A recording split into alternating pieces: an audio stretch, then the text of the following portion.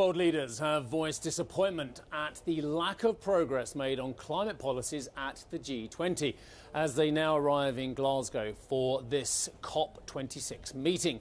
UK Prime Minister Boris Johnson, US President Joe Biden and the Italian leader Mario Draghi all gave stark warnings about the risks of inaction.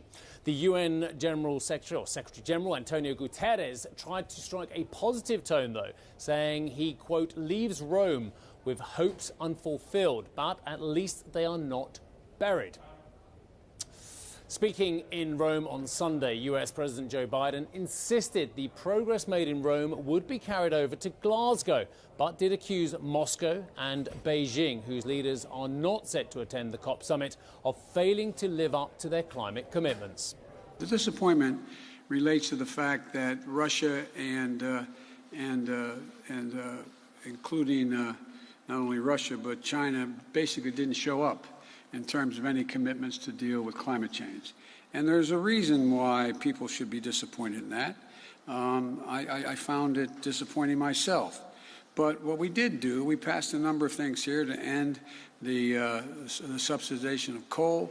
We made commitments here from across the board, all of us, in terms of what we're going to bring to the G26. And I think, you know, as that old trite saying goes, the proof of the pudding will be in the eating. I think you're going to see we've made significant progress, and more has to be done. But it's going to require us to continue to focus on what China's not doing, what Russia's not doing, and what Saudi Arabia is not doing. Today, the presidents and prime ministers of over 120 countries will start arriving at the venue from 9 o'clock CET. Host Boris Johnson will give an opening speech at around 1300 CET, while other national leaders will give a series of statements throughout the afternoon.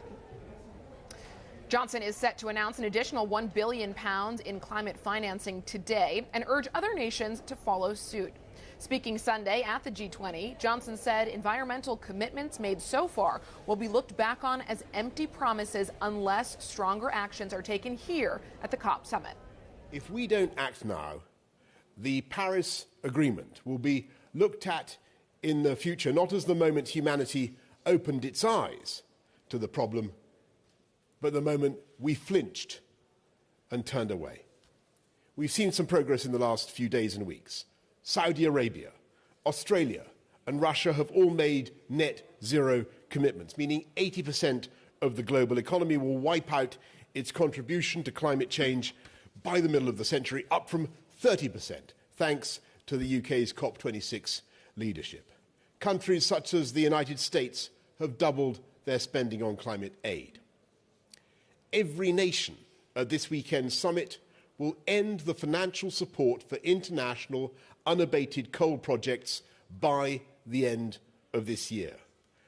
But these commitments, welcome as they are drops in a rapidly warming ocean when we consider the challenge we've all admitted is ahead of us.